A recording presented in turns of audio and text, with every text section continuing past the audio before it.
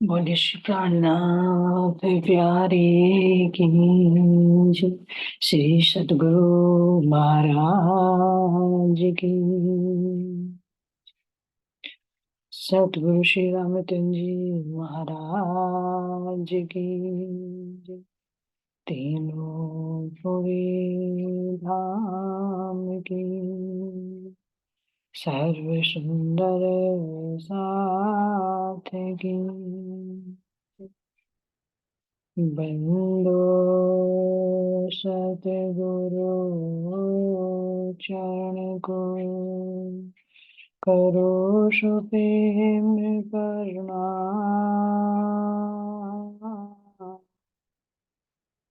अशुभ हरण मंगल करण धन्य श्री देव चंद्र जीना। श्री प्राणीनाथ निज मूलपति श्री मेहराज शुभ नाम। तेज कुंवरी श्यामा युगल को पल पल करो प्रणाम। पिया जी को पल पल करो प्रणाम। श्री प्राणीनाथ तुम सत्य हो तुमसे चलत जाए। मैं अधीन करनी वाग्रह की नाज बाग्रह की नाज। बोले श्री प्राणनाथ प्यारे की जय। कृष्ण कन्हैया लाल की जय। धाम के धन की जय। प्राणाधार प्यारे सुंदर साथ जी, आप सबके धाम हृदय में विराजित प्राण प्रियतम प्राण वल्लभ बख्शातीत के नूरी चरण कमलों में कोटि कोटि प्रेम प्रणाम। कोटि कोटि प्रेम प्रणाम जी।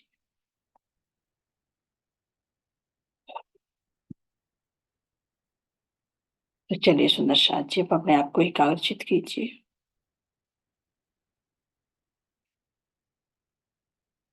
तन को स्थिर कीजिए, मन को भी स्थिर कीजिए।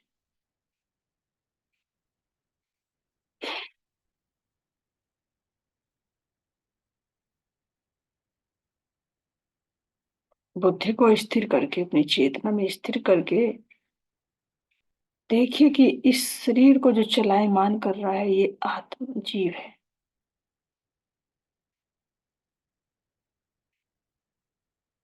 और इन दोनों को देखने वाली मैं आत्मा। चाहे सूरता कहे, आत्मा कहे या दृष्टा कहे,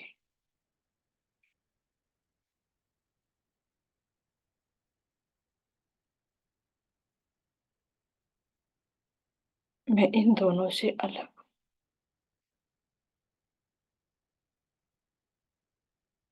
मैं अपने धाम धनी के प्राण प्रियतम के दिल की एक इच्छा हूं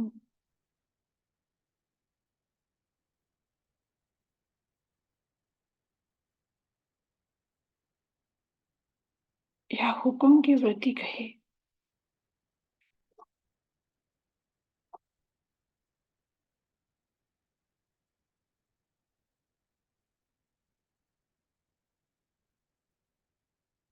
और मेरा जो मूल है, ये जो आत्मा, ये जो सूरता मैं कह रही हूँ मैं हूं,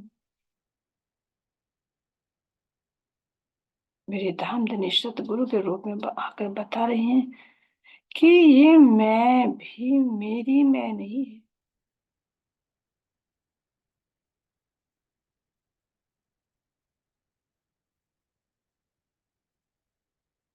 क्योंकि जो कह रही हूँ कि मैं सूरता हूँ या मैं दृष्टा हूँ या मैं आत्मा हूँ, ये सूरता भी मेरे धनी के दिल की इच्छा से व्यक्त हुआ स्वरूप है।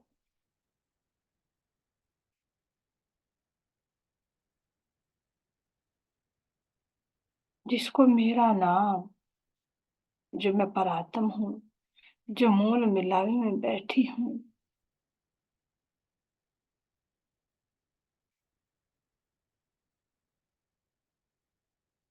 मैं इस खेल को देख रही हूँ।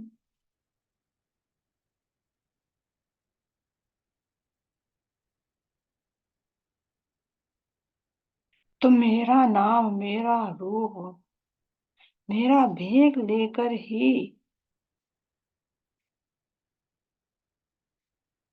धाम धनी इस संसार को मुझे दिखा रहे हैं।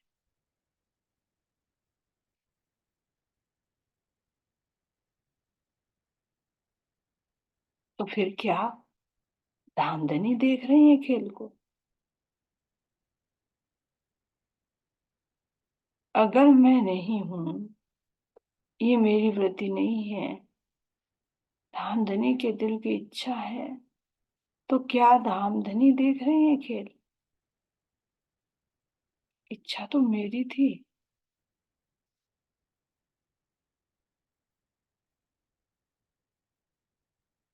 नहीं, इस खेल को तो मैं ही देख रही हूँ।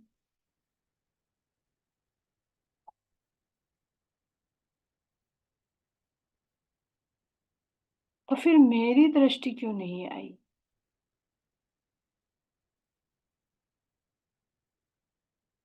इसलिए नहीं आई क्योंकि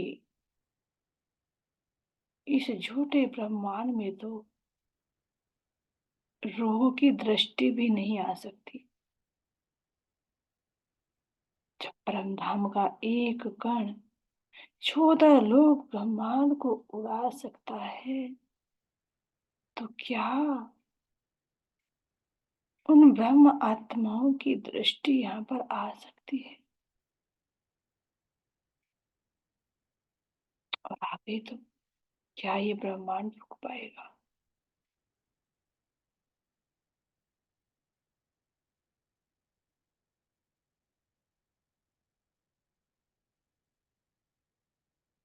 ध्यान देना कैसे?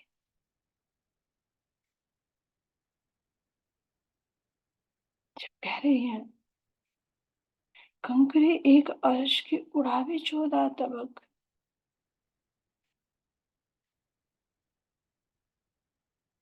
14 लोग ब्रह्मांड उड़ जाते तो कैसे उड़ जाते?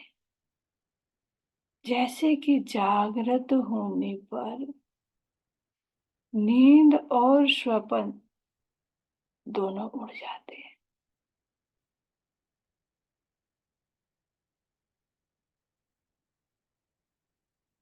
या तो नींद है या फिर जागृति है। तो जब यहाँ पर भी स्वप्न देखते हैं, तो क्या मेरी जो असल की दृष्टि है वो स्वप्न में जा सकती है?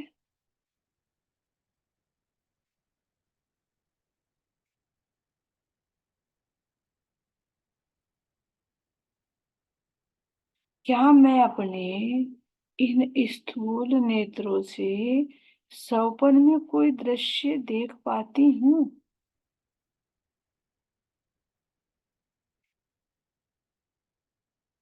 नहीं देख पाती। स्वप्न में मैं जो दृश्य देखती हूँ, तो उन्हें मेरे स्वप्न का जो वजूद होता है उसी के नेत्र देख पाते हैं, मैं नहीं।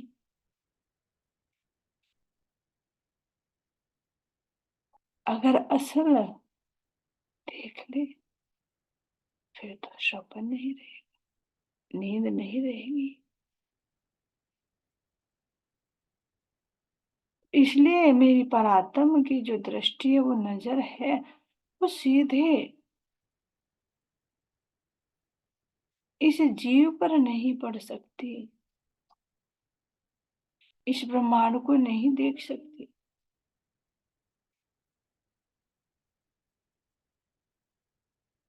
तो यहाँ पर इस संसार में धनी का हुक्म तो जरूर आ सकता है।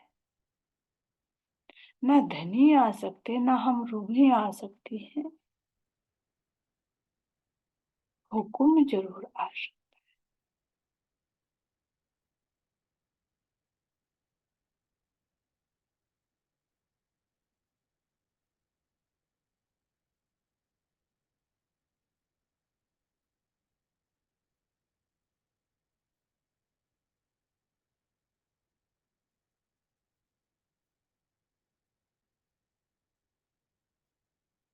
बहुत गहराई से विचार करिए।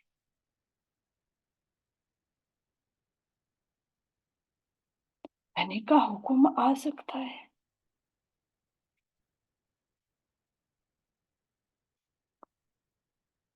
तो धाम धनी के हुक्म, यहाँ हुक्म कहा जा रहा है, लेकिन मूल में देखूंगी तो मेरे धनी की इच्छा है।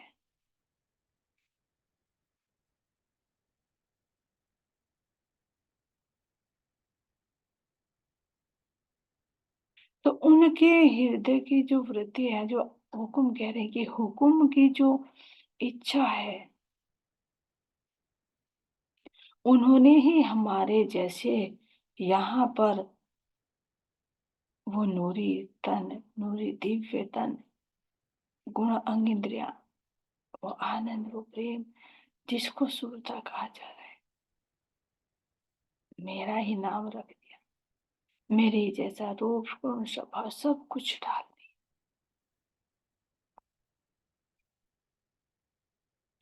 जिसको मैं अपने मूल में बैठी बैठी धाम धनी के दिल रूपी पर्दे पर देख रही हूँ।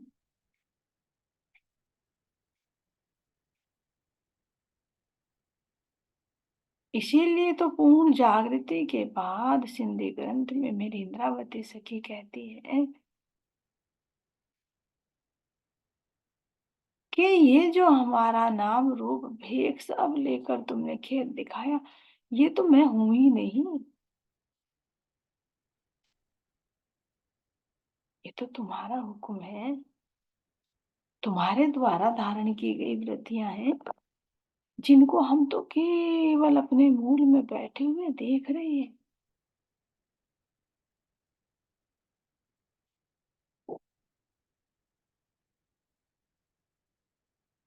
और सौपन में जो कार्य कर रही है, जो देख रही है, वो तो मैं नहीं हूँ, ये आपके हुक्म से बनी हुई सुरता है।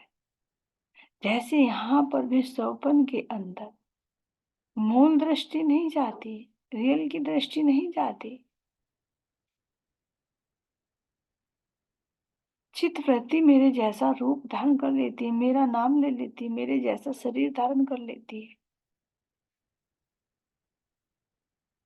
क्या यो असल का तन सौपन में जाता है? असल के कान सुनते हैं, असल की आंख देखती है, असल की रसना बोलती है, असल के हाथ पैर क्रिया करते हैं, ही ना?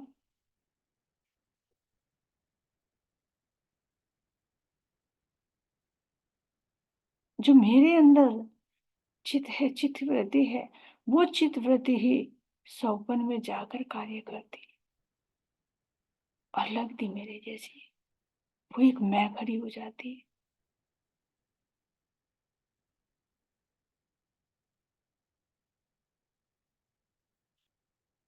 ठीक इसी भांति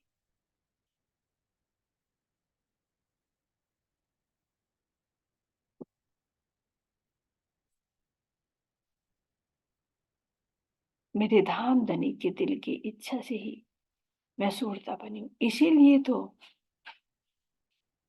आखिर में कोई गुनाह नहीं बचता, क्योंकि दोनों मैं खत्म हो जाते। यही है दोनों मैं का मारना।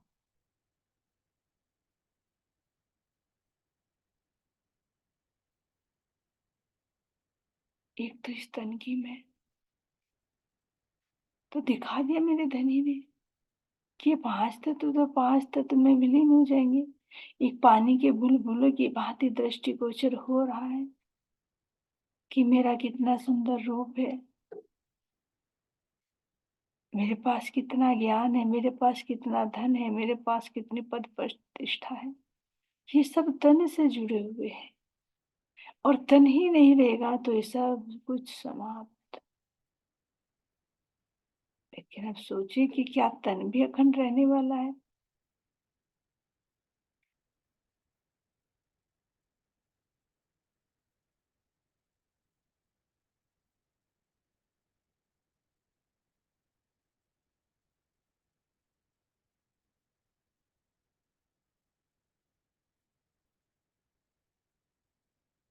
तो देख पा रही हूं मैं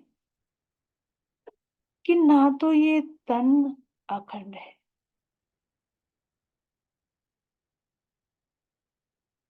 समाप्त हो जाएगा एक दिन।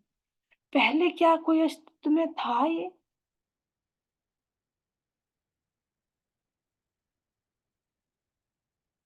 क्या ये मुकेश नाम का तन था? नहीं था। अब है, समाप्त हो जाएगा।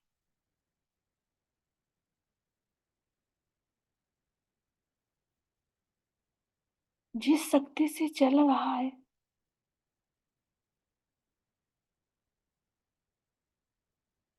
जो इसमें जीव तत्व है, चेतन तत्व है, ये क्या है?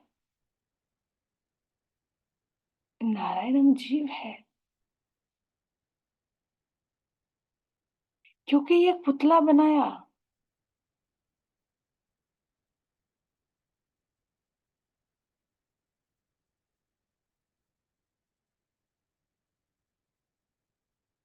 तो ये नारायण जीव अपने नारायण में, अपने मूल में समाहित हो जाएगा, उसकी वृत्ति है। मैं तो नहीं ना ये।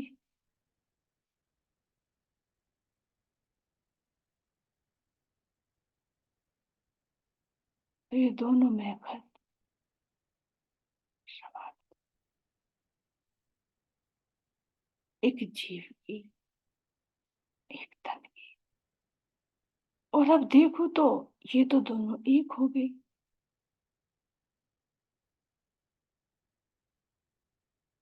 अब बचते हैं जो गहरे शूरता, इन दोनों से अलग खड़ी हो रही कि मैं आत्मा हूँ, मैं अपने धनी की अंगना हूँ।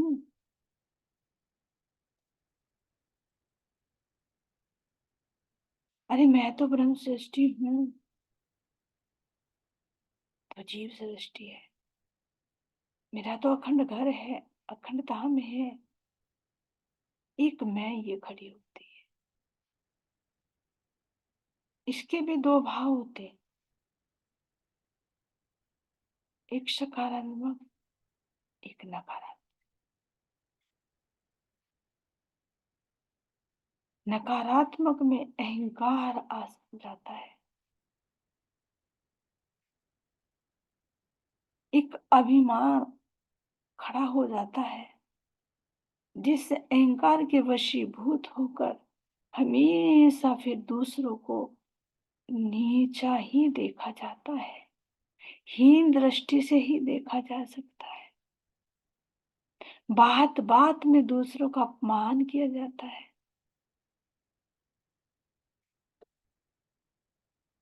जैसे ये जीव धन के, रूप के, मान के अहंकार में खड़ा हो जाता है, चूर हो जाता है, अंधा हो जाता है, इसी भांति ये जो आत्मा की मैं है, ये भी ज्ञान को पाकर इसके अंदर भी एक अहंकार आ जाता है। फिर वो अपने सामने किसी को कुछ नहीं समझती।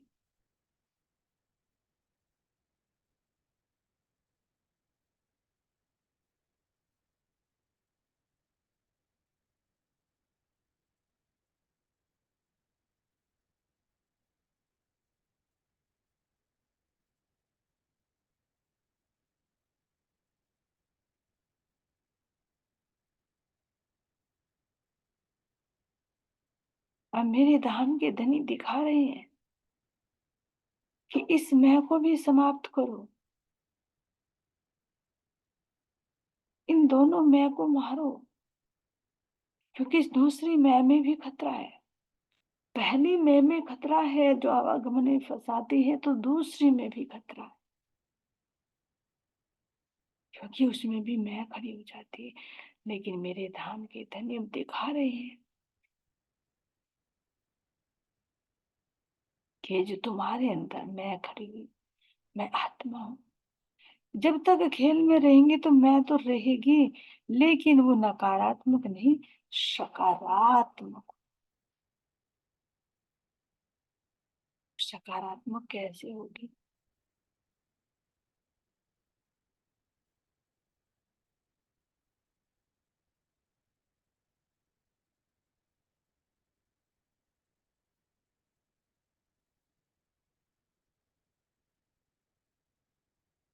तो सकारात्मक में क्या सोचेगी? अरे मैं तो मैं नहीं हूँ, जो भी दिखाया, मैं तो अपने धाम धनी के दिल की इच्छा हूँ। तो फिर मैं कौन, मैं मेरा क्या बल चल सकता है? जब मैं धनी के दिल की इच्छा से बनी हुई हूँ, तो जैसा धनी चाहेंगे मैं वैसा ही तो कार्य करूंगी, वैसे ही तो चलूंगी, वैसे ही तो देखूंगी। फिर कौन मैं भूलने वाली और कौन मैं जागृत होने वाली?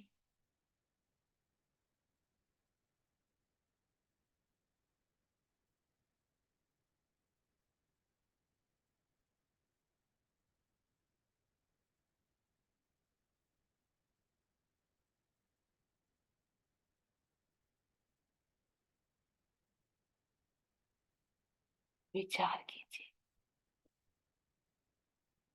जब सब कुछ ये धनी की इच्छा से हो रहा, बस मेरा तो नाम दिया है ना।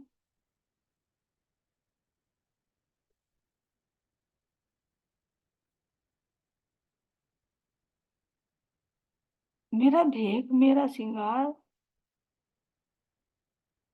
मेरा स्वभाव, ये सब कुछ दिया है, लेकिन मैं तो नहीं ना।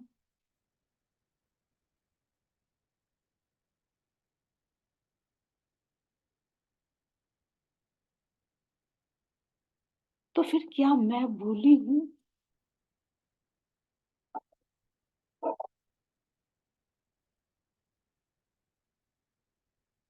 नहीं, ये सब धनी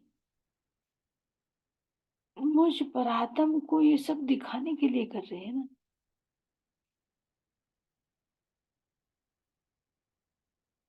बहुत अटपटी सी ये मेरे धाम धनी ने युक्ति लगाई है, जिसको समझ पाना बहुत मुश्किल है। धनी की मेहर से ही थोड़ा बहुत कुछ संकेत मिलता है।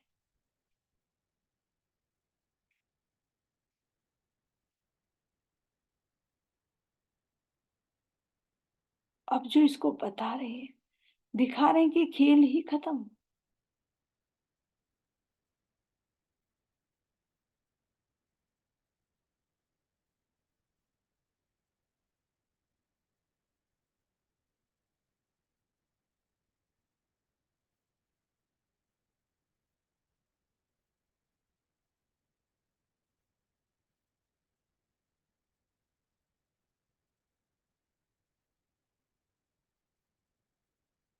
तो ये मैं, तभी तो इंद्रावती सखी कह रही है मेरे धनी, मुझे कोई दोष नहीं है। जब मैं यहाँ हूं ही नहीं तो मुझे क्या दोष लगेगा?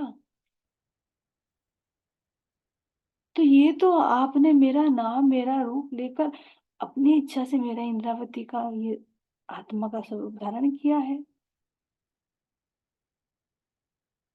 तो मैं हूं नहीं तो मुझे कैसा दोष? और फिर ये आपकी इच्छा से बना हुआ, तो आपको दोष लग नहीं सकता कि कौन भूला कौन नहीं भूला है, क्योंकि आप तो जागृत हो। आपने तो आनंद देने के लिए मुझे ये खेल दिखाया है। तो फिर दोष किसको लगा? इसीलिए कहते हैं कि मूल मिला में दोष, मूल मिला में गुना नहीं पहुंचता। लेकिन अगर मैं लगी रही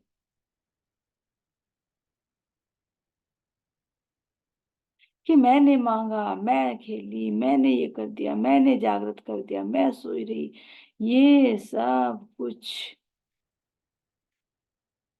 खेल में चल रहा है।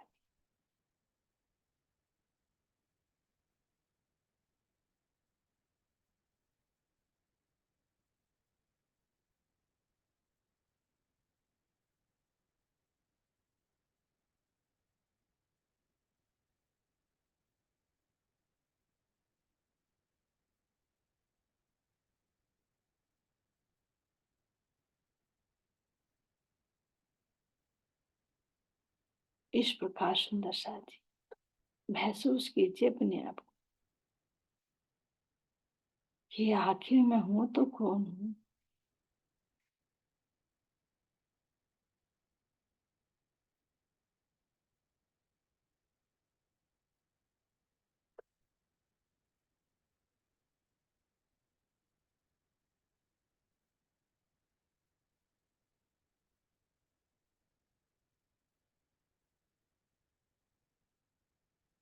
विचार करिए सुंदर सा जी।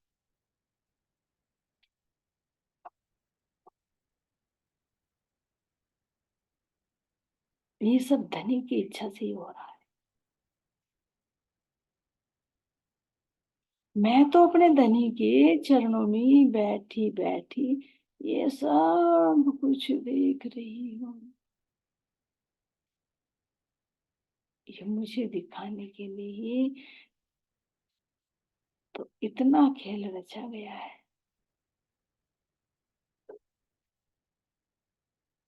अब खेल रचने के लिए कोई पात्र भी तो होना चाहिए।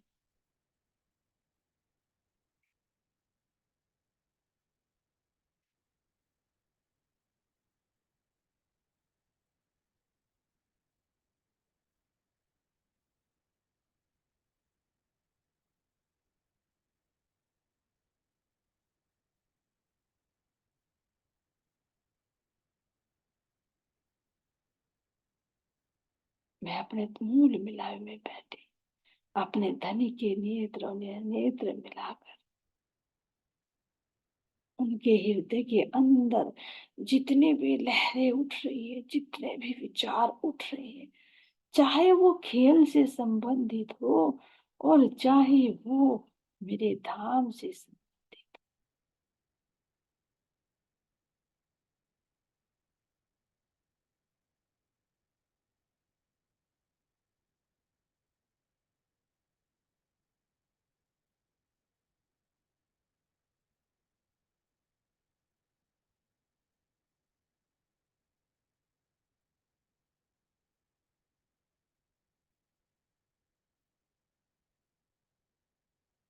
मेरे प्राण प्रियतम मेरे धाम की उन लीलाओं को भी दिखा रही हैं जिनमें मैं रमण करती थी, लेकिन पता नहीं था। अपना हृदय खोल कर दिखा रही, यही खुली छाती कि जिस रहस्य को तुम आज तक नहीं जानती थी मेरे दिल में रहती थी।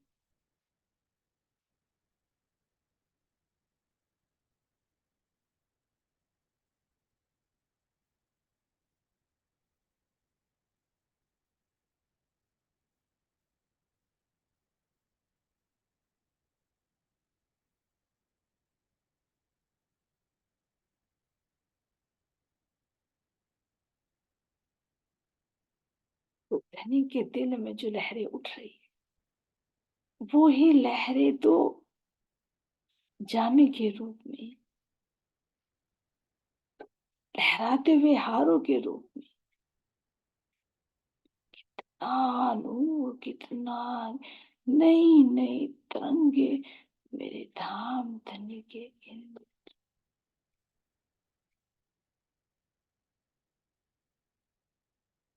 नेत्र में कहूँ, हृदय पे कहूँ, रसना पे कहूँ, नित्य निरंतर दृष्टि।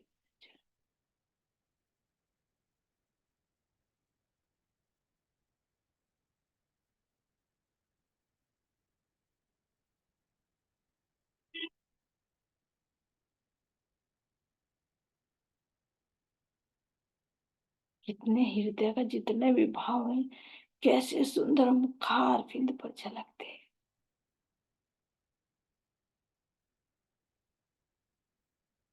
कैसे रसीले रंग भरे, अनियारे, चंचल, चपल, चतुर, ये मेरे धनी के नेत्र कमल है।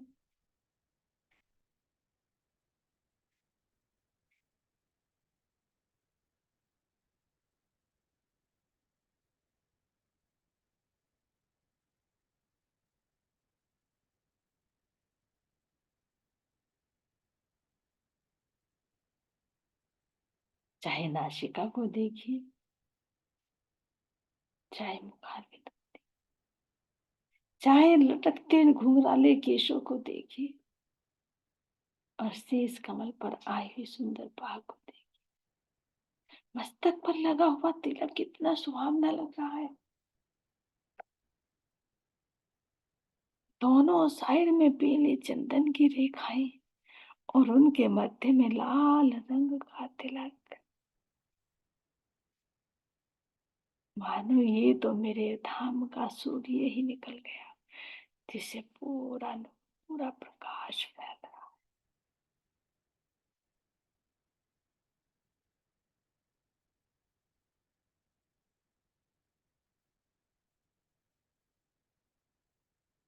हे मेरी अंगना,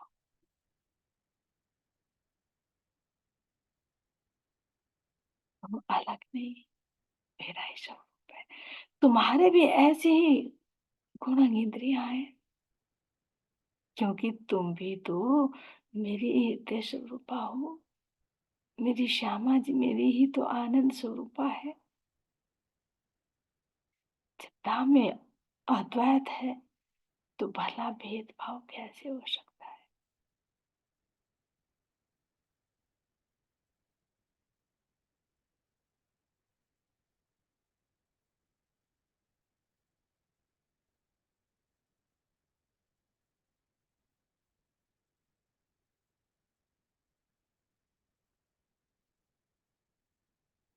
ये धाम धनी की लीला है।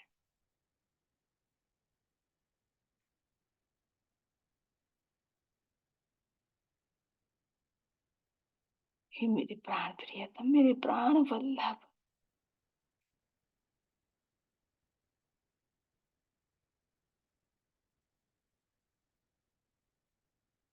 तू मैं और मैं तू, मैं तुझ में तू मुझ में, कैसे अरस परस है।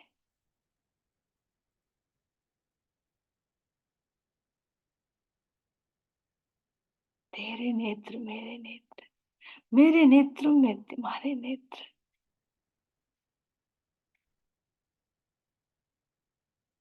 हारों की शोभा को देखूं,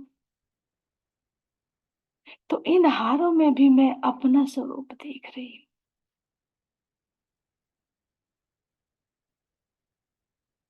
और इन स्वरूपों में मैं अपना स्वरूप देखकर अपने गले के हार देख रही हूँ, और अपने गले के हारों में मैं आपके हार देख रही हूँ। तुम्हारी करनी मेरी करनी है, मेरी करनी तुम्हारी करनी है, कोई अंतर है ही नहीं। ऐसे मेरे धाम के धन, मेरे प्राणों के प्रिय, अपने दिल के एक एक,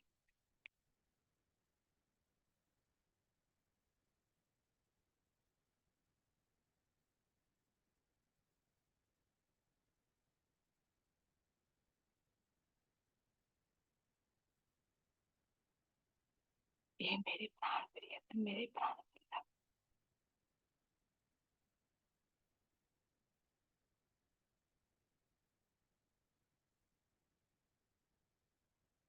बस मूल में देखो तो तू ही तो है, बस तू ही तो है, तेरे अलावा कोई और है ही नहीं।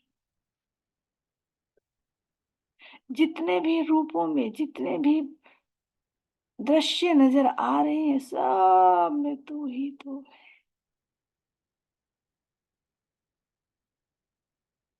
चाहे मेरे धाम के पशु हो, पक्षी हो, बहती हुई जमुना जी हो,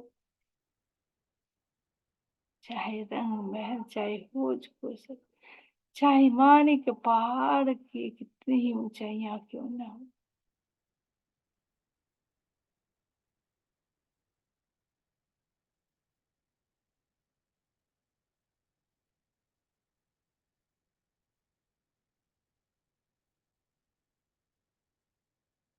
आपके चरणों में हम सब आत्माओं का कोटि कोटि प्रेम प्रणाम। मेरे धाम के धनी, अंदर में तो ये भी नहीं कहा जा सकता कि प्रणाम, क्योंकि तुझे तू ही प्रणाम कर रहा है।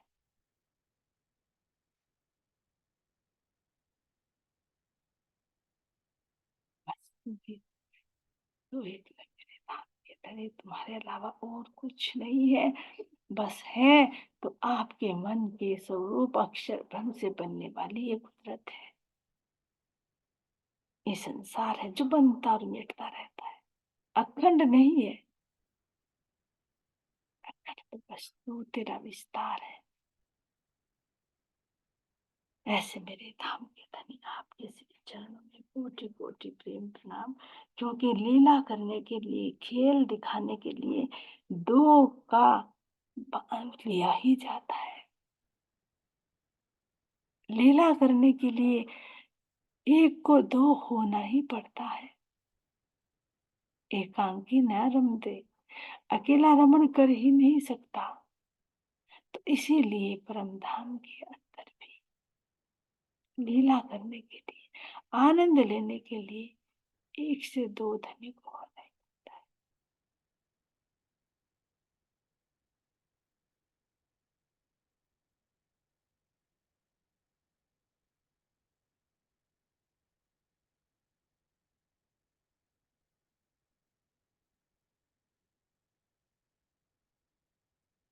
है। ऐसे मेरे धाम के दिन आपके चरणों में हमारा कोटि कोटि प्रेम प्रणाम, कोटि कोटि प्रेम प्रणाम। बोले श्री प्राणनाथ प्यारे की जय, श्री सतगुरु महाराज की जय, धाम के धनी की प्रणाम जी। सभी सुंदर साथ के चरणों में कोटि कोटि प्रेम प्रणाम जी। प्रणाम सुंदर साथ जी। प्रणाम जी।